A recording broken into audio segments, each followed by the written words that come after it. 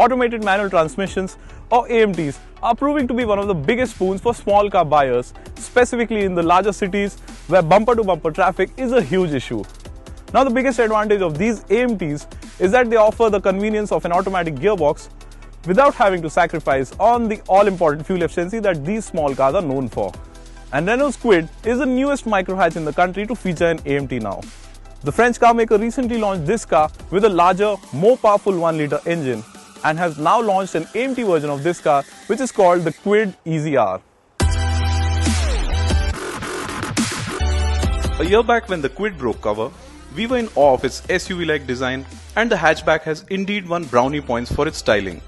Be it the distinctive grille, the smart-looking headlamps, the squared-off wheel arches with black cladding, or the raised stance. And the AMT version, of course, looks identical. The EZ-R badge is the only addition here. The interiors are identical too, which means you get the same well-finished plastics, all-digital console, and large touchscreen with Bluetooth connectivity and navigation. The big change here is the elimination of the gear lever, and the AMT version gets a large rotary knob mounted on the center console to select drive modes. The removal of the gear lever gives the cabin a roomier feel and has made space for a large cubby hole that can hold a water bottle or stuff like your phone or wallet.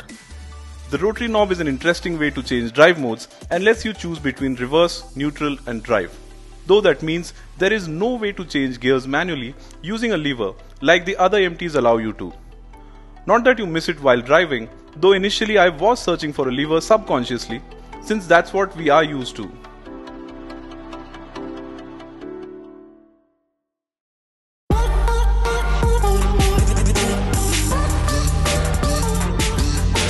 One of the issues that we faced with AMTs is that the shifts they offer are slightly jerky. But the good news here is that Renault says that the gearbox in this car is a slightly evolved version of the AMTs that we've seen earlier, and I have to admit that the shifts are smoother and more seamless, and they definitely add to the driving experience. And also on that note, I'm glad that Renault is offering the AMT with the 1-litre engine and not with the 800cc engine, since I think the AMT justifies the performance of this bigger engine far better.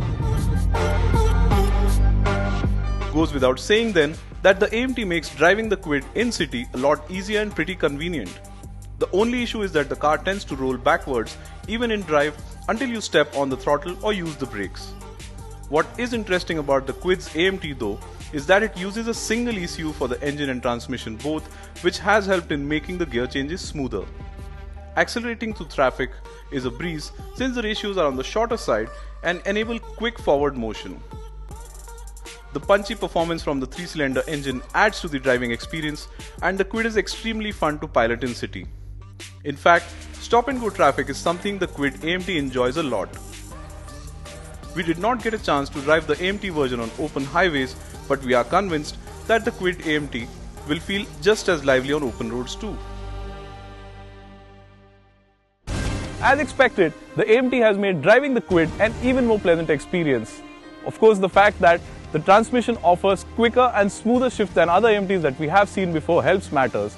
And that's besides the fact that the Kwid has always been a nice looking car. It's got a lot of space and elaborate features inside it. The ride quality is not too bad. In fact, it's pretty plush for what it does.